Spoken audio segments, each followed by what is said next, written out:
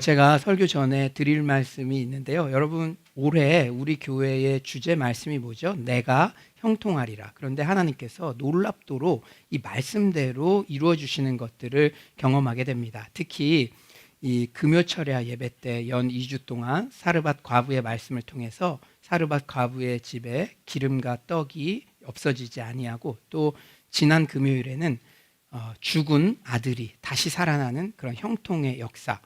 여러분, 지금 코로나19로 이 물질적인 것, 그리고 자녀의 건강, 이건 모두 다 걱정하는 부분인데, 우리 성도들 중에 이 말씀, 하나님의 말씀으로 믿고 순종하며 적용했을 때 하나님께서 형통의 복들을 각 가정마다 허락해 주고 계십니다.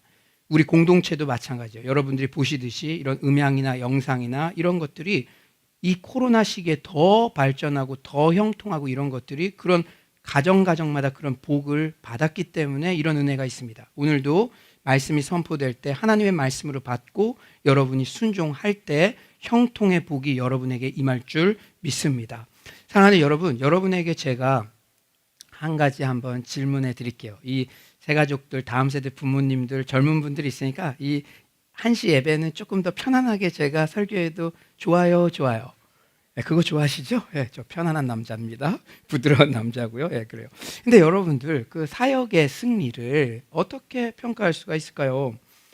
예를 들어 어떤 선교사님은 선교지에 수십 개의 교회를 개척하고 수많은 제자들을 양육했습니다. 반면에 이슬람권의 어떤 선교사님은 평생 한 명의 회신자를 제자로 삼아 성경 번역 사역에 헌신했고, 사후에 그 지역에 성경이 보급되는데 하늘의 미랄이 되셨습니다. 과연 누구의 사역이 더 성경적이고 승리했다고 쉽게 평가할 수가 있을까요? 분명한 것은 사역의 승리 여부는 단기간에, 그리고 하나의 획일적 기준만으로는 평가할 수 없다는 것입니다. 오늘 본문은요, 바울의 아테네 아레오바고 설교예요. 그러니까 아테네 알죠? 그리스 아테네. 그러니까 지난 마게도냐 지역에서 이 베레아 지역에서도 쫓겨나가지고 이제 아테네까지 온 겁니다. 거기에서 아레오바고 설교를 했어요. 그런데 이 설교 또한 사역의 효과 측면에서 많은 쟁점이 되어 왔습니다. 혹자들은 이 설교는 성경을 직접 인용한 내용도 부실하고, 여러분이 오늘 본문 말씀 읽었지만 성경 내용, 구약 성경 내용이 별로 안 나오는 것 같아요. 그리고 예수 그리스도의 십자가와 부활에 대해 집중적으로 전하지 않았기 때문에 일종의 타협한 설교로 치부하기도 합니다. 그래서 다른 지역들처럼 많은 회심의 열매도 맺지 못했다. 유일하게 아테네 지역에는 바울이 지나갔어도 교회가 생기지 못했거든요. 2차 전도 여행 때. 그렇게 평가하곤 해요. 또한 그들은 그래서 이후 바울은 반성하는 의미에서 고린도전서 2장 2절에 고백을 했다. 여러분 한번 잘 들어보세요. 내가 너희 중에서 예수 그리스도와 그가 십자가에 못 박히신 것 외에는 아무것도 알지 아니하기로 작정하였습니다. 이 고린도 교회에는 아테네 지역 이후에 갔거든요. 그러니까 아테네 때 설교 사역하면서 완전히 죽을 썼으니까 이제는 딴 얘기 안 하고 내가 그리스도의 십자가와 부활만을 전하겠습니다. 이렇게 반성했다. 이런 것들을 논리적 근거로 들어서 바울의 아테네 아레오바고 설교는 실패한 설교다. 이렇게 얘기하기도 해요. 그렇다면 진짜 오늘 본문의 바울의 아레오바고 설교는 실패한 설교였을까요? 그렇다면 실패한 설교를 왜 이렇게 길게 이렇게 성경에 기록했을까요? 결론적으로 말씀드리면 전혀 실패한 설교가 아닙니다. 오히려 청중의 문화와 배경을 정확히 이해한 사려 깊은 변증적 설교의 훌륭한 샘플입니다.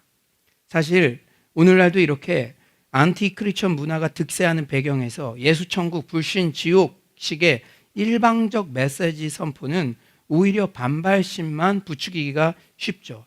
회사 다니시는 크리스천 직장인들 더 공감할 거예요. 제가 도시 선교 사역, 도시 교회 사역의 모델로 삼고 있는 뉴욕 맨하탄의 팀 켈러 목사님도 학력 수준이 높고 절대 진리를 거부하는 다원주의 문화에 익숙한 전문직 종사자가 주류를 이루는 뉴욕 맨하탄이라는 도시에서 목회하시면서 그들에게 다가갈 수 있는 설교에 대한 고민 끝에 변증적 설교의 대가가 되셨습니다. 그러니까 예수의 복음을 받아들이려면 자신이 죄인임을 자각해야 되잖아요. 그게 첫 출발점이잖아요. 모든 사람이 죄를 범하였음에 내가 죄인임을 자각해야 거기서부터 복음이 들어갈 여지가 있는데, 이 뉴욕 맨하탄의 전문직, 여러분 뉴욕 맨하탄 가보셨습니까? 예, 손댈 필요는 없어요. 저는 가봤습니다.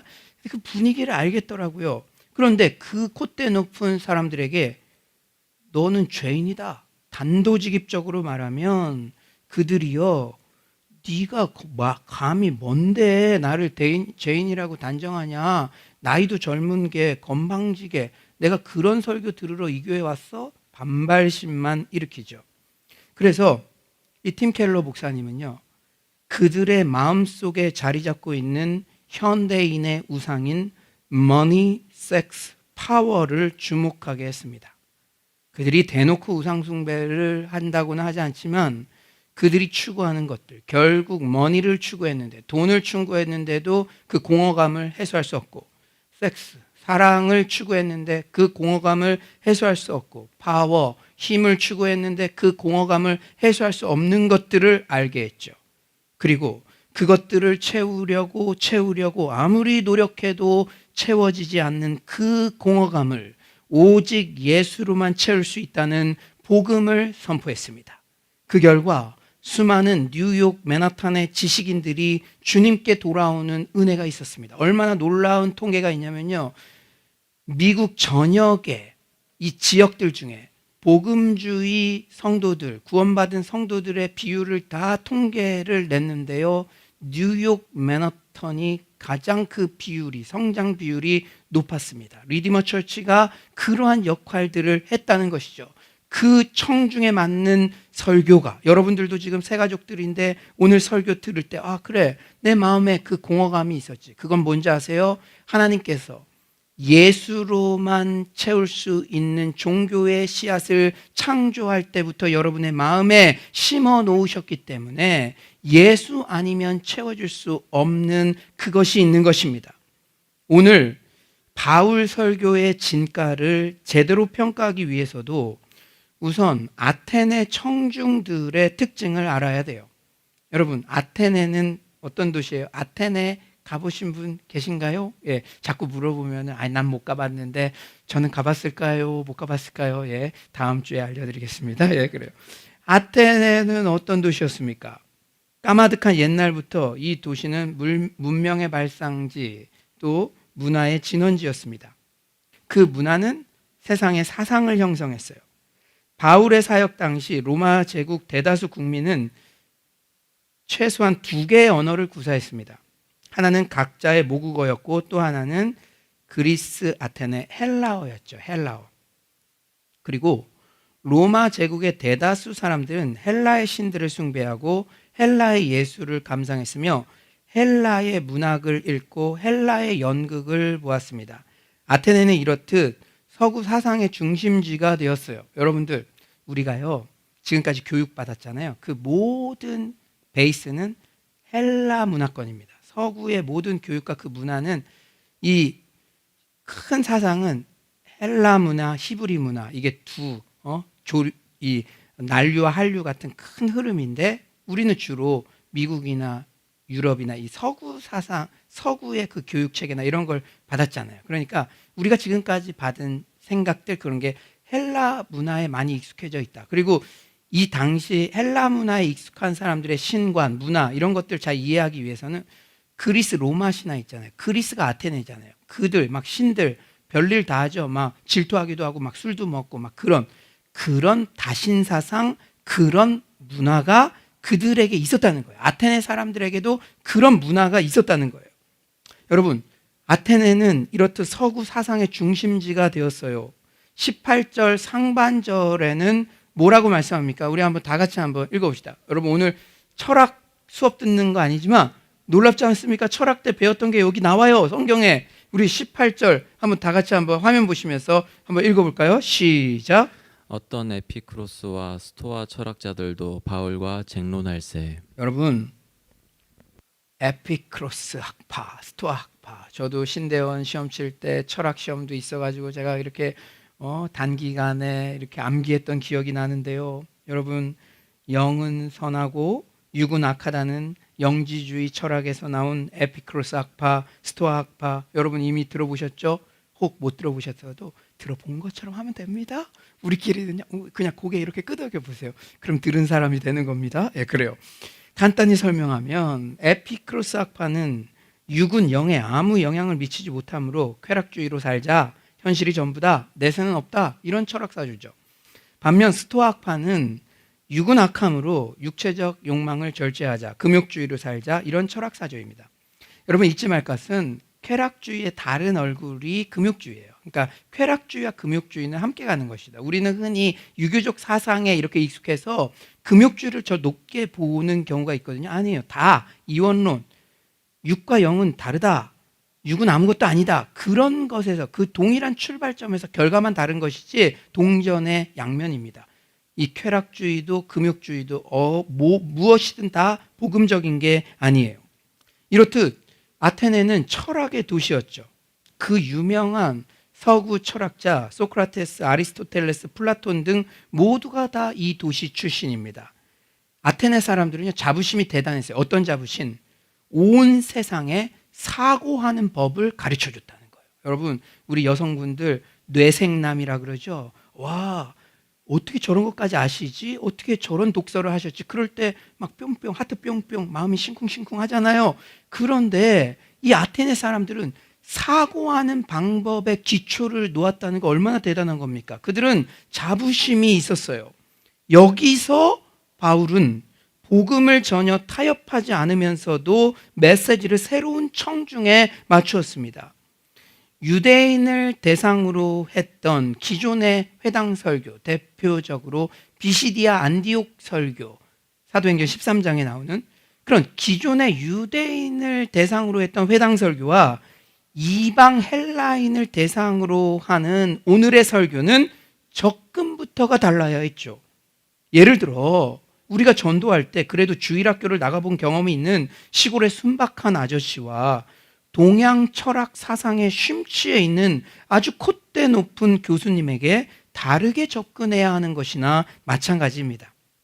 하지만 바울은 접근 방법은 달랐지만 복음의 핵심만은 유대인에게나 헬라인에게나 모두 결코 타협하지 않고 동일하게 전했습니다. 여러분, 특히 새가족분들 오늘 예배 진짜 잘 나왔어요. 제가 미리 계획한 건 아니지만 이 한시 예배는 새가족과 다음 세대 부모님들 중심에 조금 열린 예배잖아요. 근데 오늘 제가 복음의 기본 진리를 전할 것입니다. 근데 이것은 많이 들어본 것일 수도 있고 당연하다고 생각할 수도 있으나 여러분 잘 들으십시오. 복음의 진리는요, 언제 전에도 새롭고 우리의 마음을 뜨겁게 하며 우리의 영을 살리는 줄 믿습니다. 제가 오늘 복음의 진리에 대해서 설교 준비를 하는데 어느 때보다 많은 은혜를 받고, 여러분 그런 것 같지 않나요? 평소에 비해서 지금 1.5배속으로 제가 설교하고 있는 것 같은데 여러분 잘 따라오시죠. 괜찮아요? 괜찮죠? 예, 그래요. 예, 바울이 어떤 복음의 진리를 전했냐? 첫째, 바울은 하나님에 대한 진리를 전했습니다. 누구에 대한 진리를 전했다고요? 하나님에 대한 진리. 바울은요, 유대인에게나 이방인에게나 당신들은 하나님을 안다고 생각하고 있으나 사실 그렇지 않다는 말씀을 설교 도입부에 언제나 전합니다.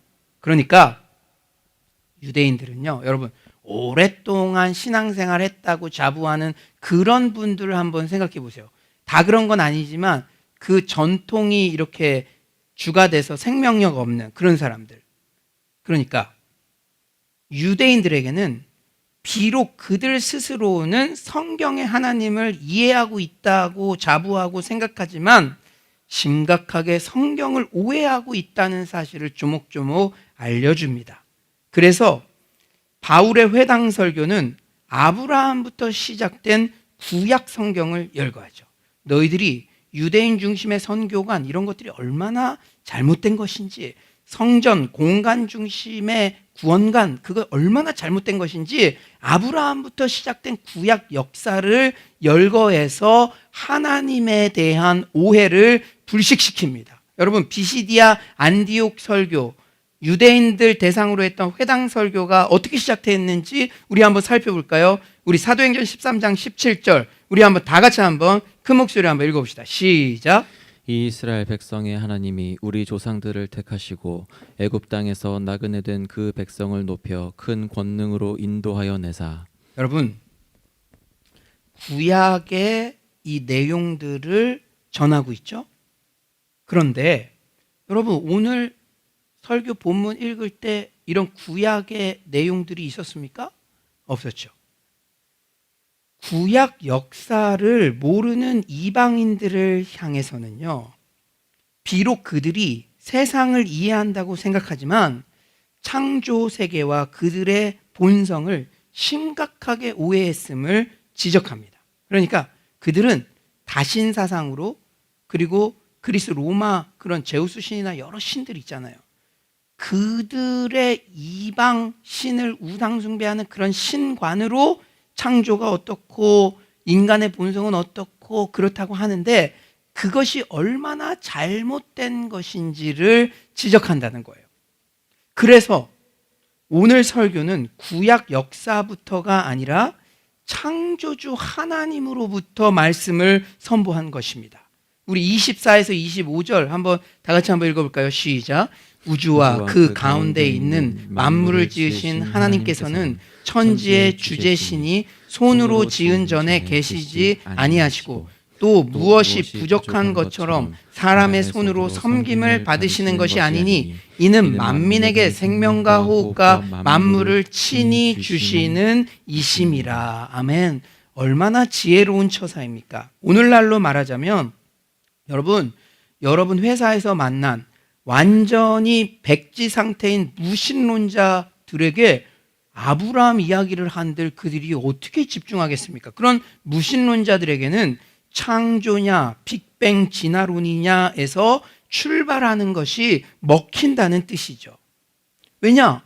이방인들은 지금 설교를 하는 아레오바고의 헬라인 이방인들은 구약 역사도 아브라함도 모르기 때문입니다. 그러므로 그들이 미신을 믿고 그들의 신관, 그게 얼마나 잘못된 것인지 창조주 하나님으로부터 시작해서 너희들이 알고 있는 신은 잘못된 것이다. 그것을 알려주고 있는 거예요. 바울이 아테네 이방인들에게 전한 창조주 하나님에 대한 말씀의 내용이 참으로 큰 은혜가 됩니다. 아테네 사람들 스스로 똑똑한 체하며 지적 자부심에 심취해 있지만 반대급부적으로 알지 못하는 신도 섬길 정도로 그렇게 불안해하고 있다는 것이죠. 여러분들, 그 박사들이 왜 이단에 빠집니까? 박사들이 왜 무당을 찾아가서 그 많은 돈을 줍니까? 불안하니까. 하지만 바울은 어떻게 말합니까?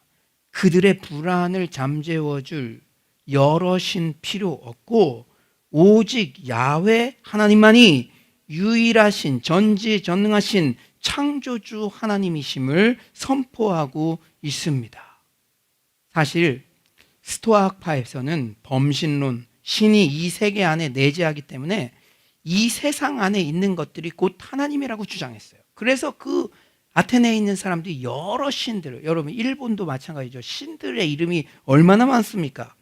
하지만 바울은 참된 하나님은 이 세상 안에 있는 어떤 물질이나 존재가 아니라 이 세상을 초월해 계시는 분임을 강조합니다. 너희들이 알고 있는 그 신 정도가 아니다. 탁월하신 분, 유일하신 분. 우리 24절을 다시 한번 큰 목소리 한번 읽어볼까요? 24절입니다. 시작.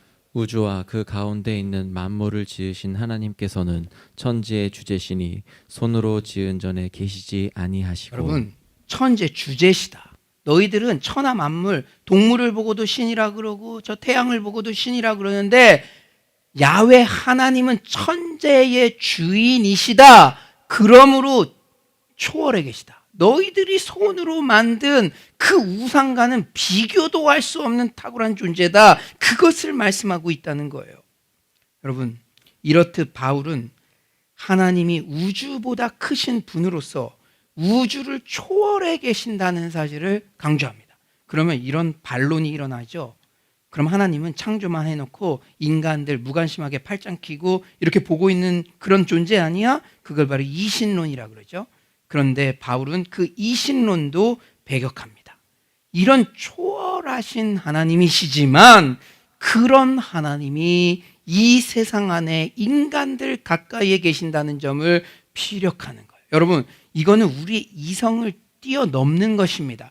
초월자이시지만 내재하시는 하나님, 그 탁월함, 그 스페셜함을 그 아테네의 우상을 섬기는 그 이방인들에게 전하고 있는 것이에요. 우리 26에서 27절 우리 한번 다 같이 한번 우리 여러분 잘 따라오고 있어요. 우리 밥 먹고 좀 피곤한 시간인데 잘 따라오고 있습니다. 26에서 27절 한번 다 같이 한번 읽어볼까요? 시작. 인류의 모든 족속을 한 혈통으로 만드사 온 땅에 살게 하시고 그들의 연대를 정하시며 거주의 경계를 한정하셨으니 이는 사람으로 혹 하나님을 더듬어 찾아 발견하게 하려 하심이로되 그는 우리 각 사람에게서 멀리 계시지 아니하도다. 아멘. 여러분 26절에 그들의 연대를 정하시며 참 감동이에요. 여러분 연세 지긋하신 권사님들은 더 잘 이해하실 겁니다. 즉 사람들이 일정한 나이가 되면 이 세상에서의 삶을 마무리하고 이 세상을 떠나게 되는데 그런 경험을 통해 하나님이 가까이 계심을 느끼지 않을 수 없다는 것입니다. 불신자들도 특히 크리스천 장례식장에서 나도 언젠가는 떠나는데 어떻게 기쁨으로 죽음을 맞이할 수 있지 등의 생각을 통해 하나님의 존재를 더듬어 찾는 모습 등이 그것을 증명합니다. 이처럼 잘 들으십시오. 우리가 믿는 하나님은 우주보다 크셔서 우주를 초월해 계시면서 동시에 우주와 철저히 구분된 모습으로 우리 가까이 그리고 우리 안에 계셔서 우리가 언제든지 만날 수 있는 그런 분인 줄 믿습니다. 할렐루야. 하나님을 이렇게 바로 아는 것이 우리의 기쁨이요 우리의 힘인 줄 믿습니다. 여러분, 여러분들이 불신자들에게 복음을 전할 때도 먼저 이렇게 하나님에 대한 바른 이해가 선결되어야 됩니다. 초월하시지만 우리 안에 내재하시는 분들. 여러분, 세상에 어떤 신이 그런 특징을 가진 신이 있습니까? 유일하신 창조주 하나님만이 참신 되시기 때문에 세상의 여타 다른 우상들과는 구분할 수 없는 탁월한 분이신 줄 믿습니다. 두 번째로 바울은 어떤 복음의 진리를 전했느냐? 바울은 우리의 죄와 구원의 필요성에 대한 진리를 유대인에게나 헬라인에게나 동일하게 전합니다. 우리의 죄를 드러냅니다. 여러분, 죄에 대한 처리가 없이는 하나님 앞에 나아갈 수가 없어요. 이 복음이라는 건 그냥 위로, 그냥 단순히 그게 아닙니다. 유대인, 헬라인, 당신들 모두 스스로를 구원하려고 하나 사실은 불가능하다는 말씀을 바울은 전합니다. 여러분, 유대인들은 어떻게 자력 구원을 얻으려고 했죠? 율법을 애써 지키면 그 공로로 구원받을 수 있다고 착각했죠. 그러나 그 누구도 율법을 다 만족시킬 수는 없었습니다. 여러분, 그런 헛된 시도를 다 버리세요. 내가 공로주의, 율법주의 이런 거에 가까이 가고 있다. 그거 어떻게 구분할 수 있는 줄 알아요? 내가 잘할 때는 자꾸 저 못하는 사람들이 눈에 들어와. 쟤는 왜 저렇게밖에 안 되나? 근데 내가 못할 때는 엄청 쓰러져. 정죄감이 막. 내가 이것도 못하다니. 일주일에 큐티도 한 번밖에 못하다니. 10분밖에 기도 못했다니. 이건 경고등이 켜진 거예요. 여러분, 우리의 공로로 구원받을 수 있다는 그 공로주의는 복음과 정반대에 있는 것입니다. 그런 헛된 시도 자체를 버리십시오. 그렇기 때문에 유대인들에게 설교할 때는 사도행전 13장 39절에서 이렇게 말씀했죠. 우리 한번 다 같이 한번 읽어볼까요? 시작. 또 모세의 율법으로 너희가 의롭다 하심을 얻지 못하던 모든 일에도 이 사람을 힘입어 믿는 자마다 의롭다 하심을 얻는 이것이라. 너희 율법으로 스스로 공로로 자력 구원 이루려고 해도 아무도 없다. 그런데 오늘 본문의 이방인들은 헛된 우상과 신들에게 자신을 드리죠. 그러니까 유대인이나 이방인들이나 본질은 똑같아요. 우상 숭배의 핵심은 자력 구원입니다. 자력 구원. 근데 유대인들은 율법을 지킴으로 자기 공로로 구원받으려고 한 것뿐이고, 어떻게 보면 이방인들, 우리가 전통적으로 알고 있는 그 우상 숭배, 남녀 호랭교도 믿고 부처도 믿고 이런 것들을 지금 하고 있는 거예요. 그래서 이 바울은요, 그 이방인들에게 아테네 이방인들은 스스로 구원하려고 이신 저신 다 받아들이고 또 이름도 알지 못하는 그 신에게도 우상 숭배를 했지만 그 결과는 실패라는 거. 너희들은 어리석은 시도를 하고 있다는 거예요. 현대인의 우상은 무엇입니까? 돈, 섹스, 파워. 너희들이 그게 채워지면 뭐가 된 것 같이 불나방처럼 너희들이 쫓아가지만 그것은 안 된다. 절대 그 공허감을 채울 수 없다. 그런 말씀을 전하고 있는 것입니다. 우리 29절 우리 한번 다 같이 한번 읽어봅시다. 29절 시작. 이와 같이 하나님의 소생이 되었은즉 하나님을 금이나 은이나 돌에다 사람의 기술과 고안으로 새긴 것들과 같이 여길 것이 아니니라. 너희들이 지금 그 동물 형상, 해 형상 그거 해서 고안해서 우상 삼는 거 그거 얼마나 어리석은 것이냐. 너희들이 우상 숭배로선 구원받을 수 없다. 그 죄를 지적한 것이죠. 마지막으로 바울은 가장 중요한 것이죠. 복음의 본질 어떻게 전했냐? 이제 바울은 하나님의 진리에 대해서 전했습니다. 그리고 유대인이나 헬라인이나 죄 가운데 있고 스스로 구원하려는 계획이 심각한 오류가 있다는 것을 전했어요. 그럼 마지막 솔루션을 전해줘야죠. 무엇이냐?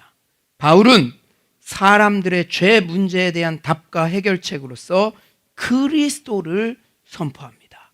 할렐루야. 여러분들 유대인들에게나 헬라인에게나 오직 그 해결책은 예수 그리스도밖에 없음을 선포하고 있다는 것이죠. 유대인에게나 헬라인에게나 설교의 결말은 그리스도의 죽으심과 부활로 맺습니다. 우리 31절 한번 다 같이 한번 큰 목소리 읽어볼까요? 31절입니다. 시작. 이는 정하신 사람으로 하여금 천하를 공의로 심판할 날을 작정하시고 이에 그를 죽은 자 가운데서 다시 살리신 것으로 모든 사람에게 믿을 만한 증거를 주셨음이니라 하니라. 이는 그를 죽은 자 가운데 다시 살리신 것으로. 여러분 지금 아테네 이방인들에 대한 바울의 설교의 흐름이 어떠합니까? 여러분들 잘 오셨어요. 원래 오후에 이렇게 피곤하기 쉬운데 오늘은 복음의 진수에 대해서 그것을 제가 전하는데 여러분 정말 잘 따라오셨어요. 제가 다시 한번 정리해 줄게요. 이 바울의 아레오바 설교, 이방인을 향한 설교, 그 흐름이 어떻냐? 너희들이 내가 여기 와보니까 이신 저신 많이 섬기는데 하나님만이 초월적이면서도 우리 안에 거하시는 그런 유일하신 참신이시다. 너희의 우상 숭배로는 결코 구원받을 수 없다. 빨리 회개해야 된다. 왜? 알지 못했을 때는 하나님이 이해하시지만 너희들은 지금 나의 설교를 통해서 이미 들었지 않느냐. 왜냐? 빨리 회개해야 된다. 부활하신 예수님께서 심판주로 반드시 오시기 때문이다. 그러므로 심판을 면하고 진정한 구원을 얻으려면 진정한 메시아이신 부활의 주 예수 그리스도를 영접하라. 이런 메시지입니다. 여러분 오늘 복음의 진수에 대해 듣는데 여러분 그전에 오해했던 거 있습니까? 그런데 그 전까지는 모르겠지만 이미 들었으면, 오늘 말씀을 들었으면 예수 그리스도를 영접하십시오. 예수 그리스도를 영접하십시오. 그냥 나 교회 와서 좀 마음이 편해져, 이건 아니에요. 내 죄가 있음을 고백하고 내 죄의 해결책은 오직 십자가 예수, 부활의 주 예수, 그것밖에 없습니다. 그것을 영접할 때만이 여러분들에게 살 길이 열리는 줄 믿습니다. 사랑하는 여러분, 지난 시간에 살펴보았지만 바울은 유대인에게는 고난받는 메시아 안에서 실제적으로 성취된 언약의 약속들을 증명해요.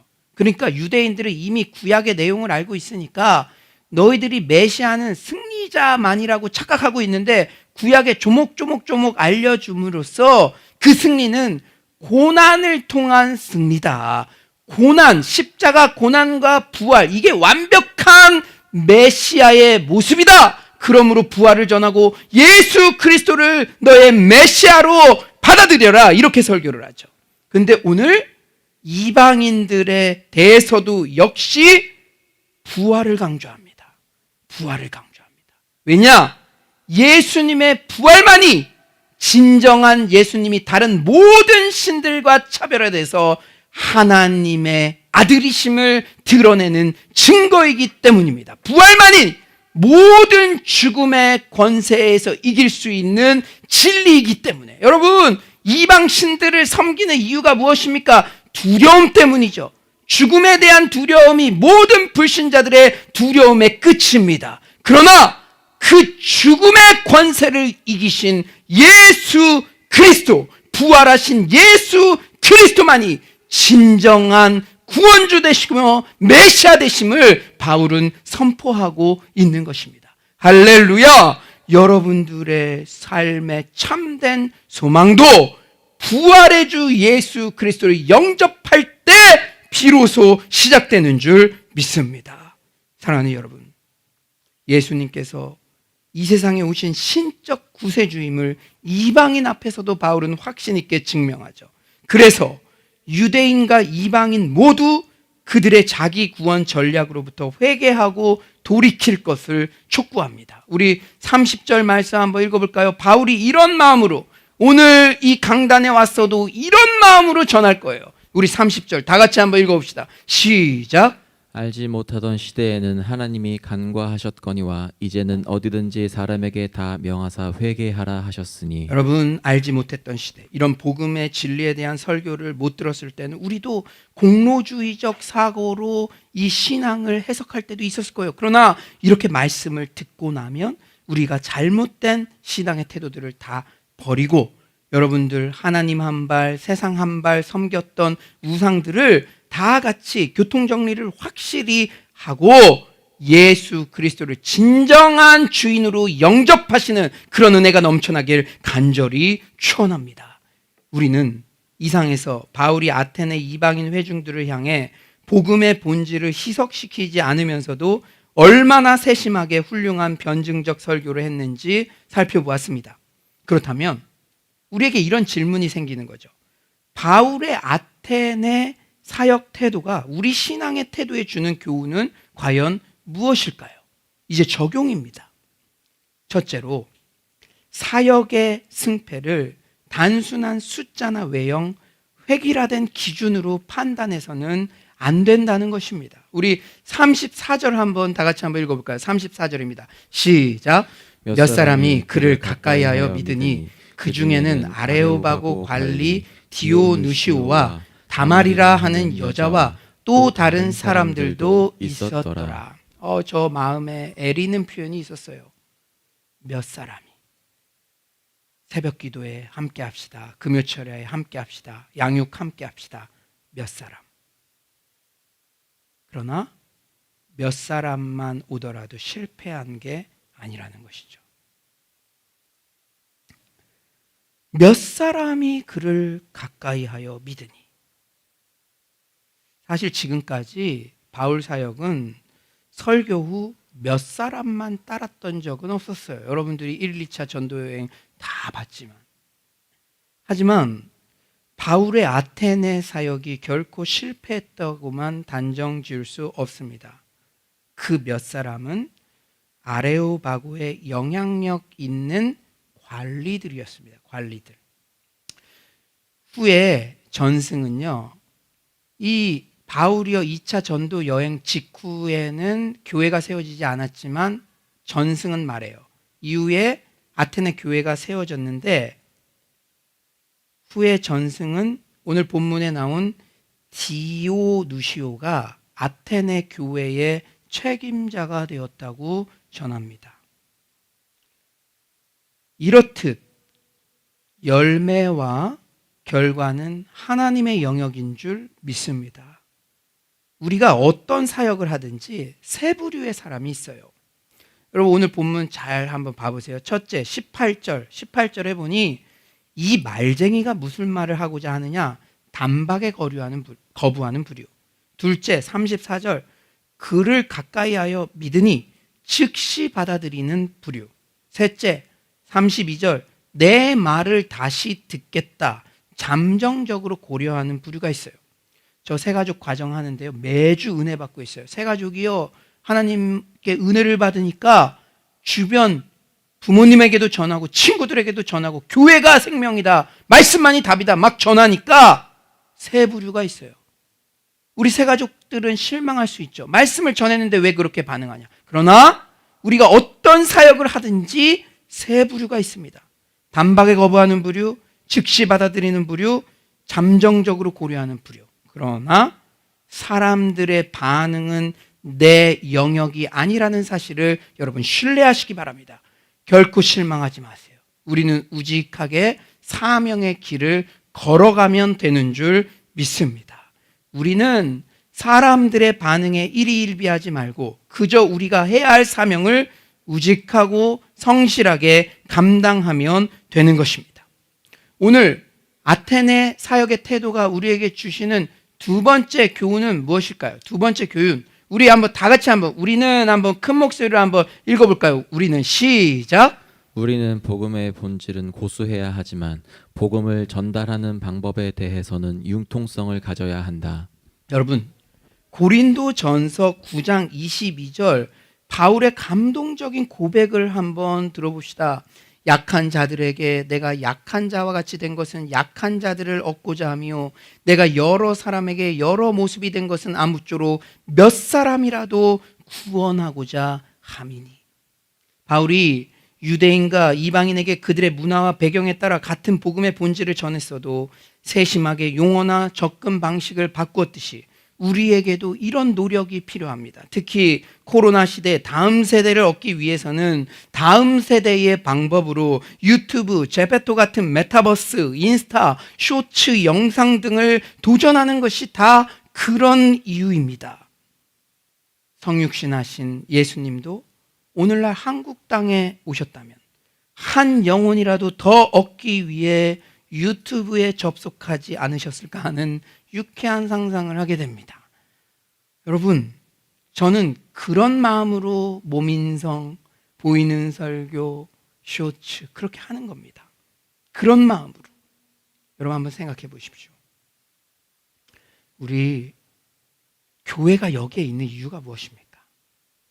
여러분, 주변의 모든 사람들이 미션홈 사역은 하나님의 선물이었다고 이구동성으로 이야기해요. 어떻게 공립학교와 조인이 되어서 MOU가 되어서 그렇게 한층 전체를 우리 여기 있는 지금 헌신하는 청년들 그 미션홈 1년 동안 경험하고 얼마나 천국같이 느꼈고 오픈만 되면 당장 들어가겠습니다. 지금 신대원 전도사님들도 줄을 서고 있어요.